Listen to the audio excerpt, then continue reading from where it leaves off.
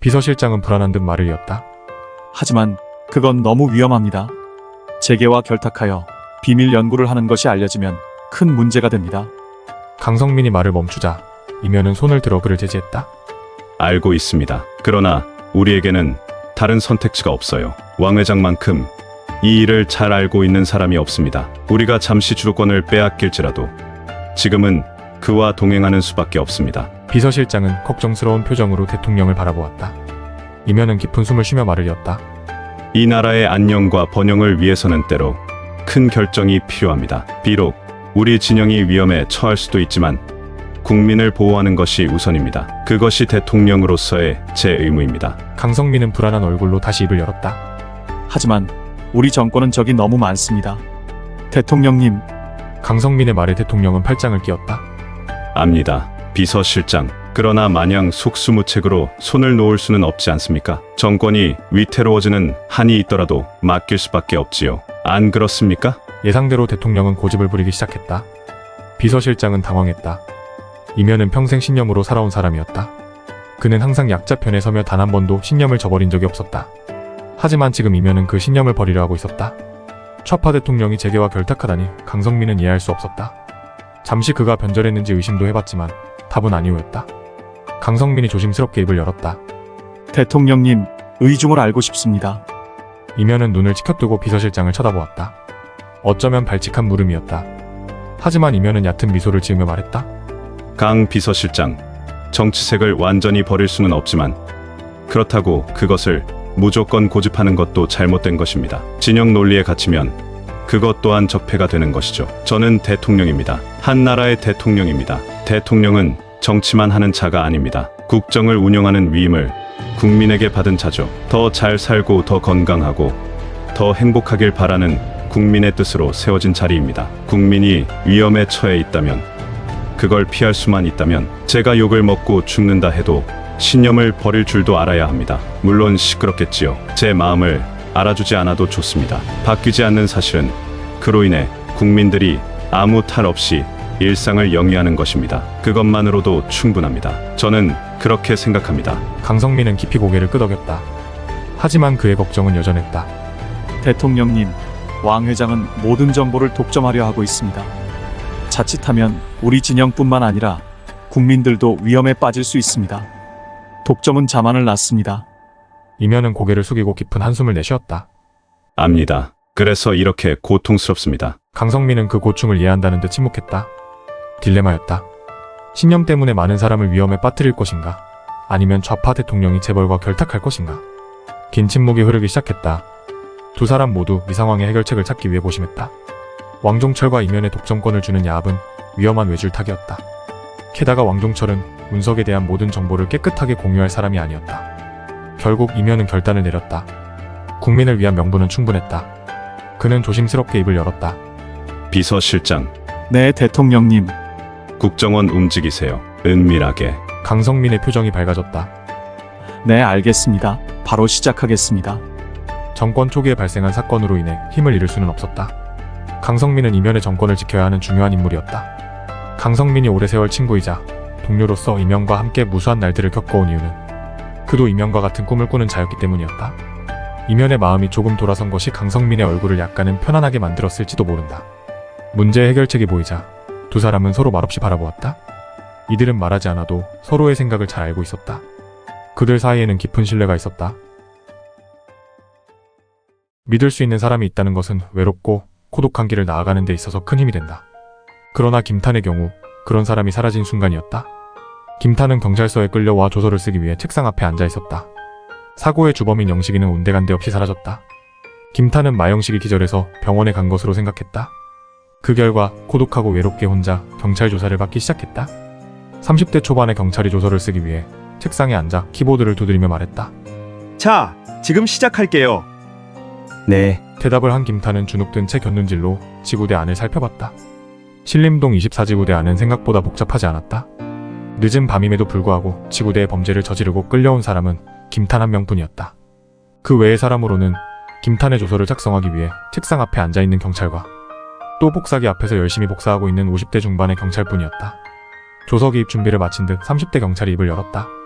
자, 빨리 끝냅시다. 자, 이름 불러보시고요. 기김탄이요. 그 다음 주민번호 불러보시고요. 1234567890123이요. 김탄은 경찰이 생각보다 무섭지 않다는 사실에 놀랐다.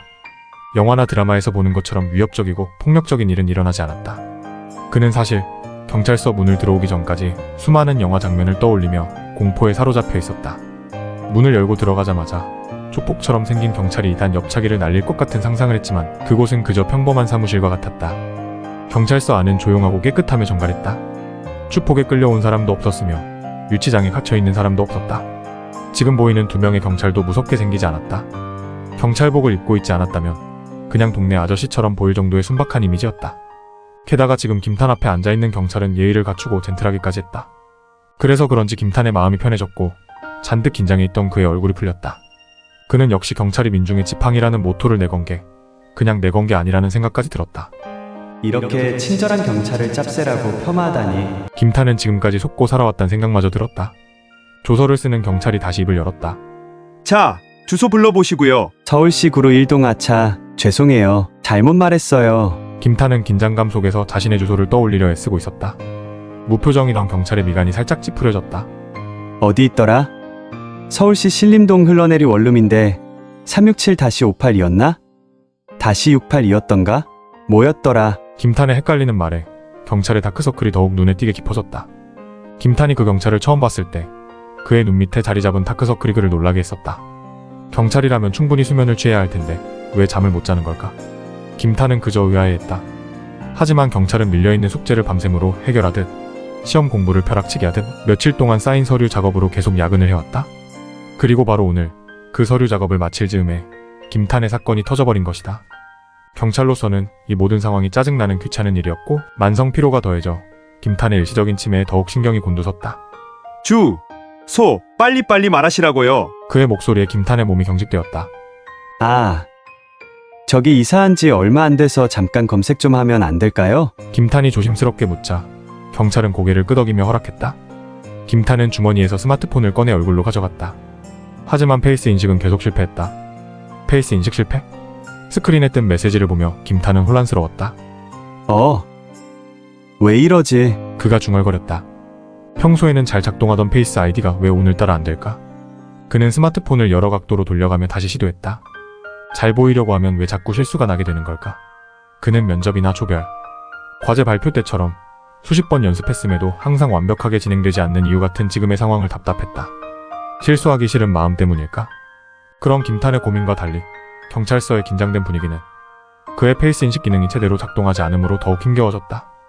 평소에는 문제없이 작동하는 기능이 왜 이처럼 중요한 순간에 말을 듣지 않는지 김탄은 당황스러웠다. 그가 다시 전화를 들어 얼굴을 인식시키려 하자 경찰의 짜증 섞인 목소리가 다시금 울려 퍼졌다. 거참, 빨리빨리 합시다. 이 말을 들은 김탄은 불편한 기색을 감추지 못하며 왜 내 페이스를 인식 못하지? 잘 됐었는데 잠시만요. 그냥 패턴으로 풀어야겠다. 며 암호 패턴을 입력하기 위해 고개를 숙였다. 그 순간 탁 소리와 함께 무언가가 그의 머리 위에서 떨어지고 사라졌다. 아프진 않았지만 그 충격으로 김탄은 크게 놀랐다. 그가 고개를 돌리자 복사기 앞에서 서류를 다루던 50대 경찰이 보였다. 그의 손에는 돌돌 말린 서류 뭉치가 들려 있었다. 김탄의 머릿속에는 과거 중학교 시절 수학 선생님이 그의 머리를 서류 뭉치로 때린 기억이 스쳐 지나갔다. 그리고 그 선생님과 이 50대 경찰의 모습이 겹쳐 보였다. 그것은 명백한 폭력의 장면이었지만 김탄은 분노하기보다는 혼란스러워했다. 왜 자신의 머리를 때렸는지 그 이유를 알 수 없었다. 그가 당황해하며 경찰을 바라보자 경찰은 무심코 말했다. 에라이, 주소도 못 외우고 다니는 게 학교 다닐 때 공부도 더럽게 못했겠구먼. 그러니 술 먹고 쌈박질이나 하지. 쯧쯧. 이 말을 듣고 김탄은 더욱 당황했다. 평범한 조사가 이렇게 감정적인 대응으로 이어질 줄은 꿈에도 생각지 못했다. 이게 다 페이스 인식 때문이다. 아무튼 김탄은 어떻게 반응해야 할지 몰라 한동안 그저 경찰을 멍하니 바라보다 인정한다는 듯 고개를 숙였다. 사실 그가 공부를 못한 건 사실이었다. 그러나 그는 스스로 누구보다 성실하고 정직하다고 자부했다. 길거리에 쓰레기를 단 한 번도 버린 적 없었고 집에서 나오는 쓰레기는 항상 완벽하게 분리수거를 했다. 이 정도면 완전 모범시민 아닌가? 재수없게 우연히 마영식 싸움에 휘말렸던 것뿐이었다. 학교 다닐 때 공부 잘했던 모범생들은 중년이 되면 저녁 9시 뉴스에 많이 나오던데 오성 후계자 왕태자도 그랬지. 학교 다닐 때 얌전히 공부만 한 모범생이라 그랬는데 지금은 9시 뉴스 단골 손님이잖아. 그건 뭐라고 할 건가? 저 꼰대 경찰 변절하는 것보단 차라리 개과천선하는 게 낫지 않아? 그건 진심일 테니까. 탄의 생각은 스스로도 논리적이라고 느껴졌다. 그 생각이 50대 경찰의 마음도 바꿀 수 있을 것만 같았다. 눈을 치켜뜨며 말하려 할 때 경찰이 먼저 말했다. 어라, 저 도끼는 좀 보게. 부모 속 엔간히 썩였겠어. 내 자식이 저러고 다닌다면 난 벌써 속 터져 죽었을 거야. 아니니 다행이지. 하여간에 자식 잘 만나는 것도 복이라니까. 탄의 고개가 다시 툭 떨어졌다. 부모 이야기가 나왔기 때문이었다. 탄은 부모가 없었다. 태어나자마자 버려졌다. 요즘 세상에 버려지는 아이가 어디 있겠냐며 믿기 힘들어하겠지만 김탄이 태어난 때는 달랐다. 외환위기 여파로 버려지는 아이들이 많았던 시기였다. 1999년 12월 31일 보육원 앞에 갓 태어난 신생아로 발견된 탄은 불가피하게 선택받은 자들 중 하나가 됐다. 바로 버려진 선택을 받은 아이라는 꼬리표를 달고 말이다.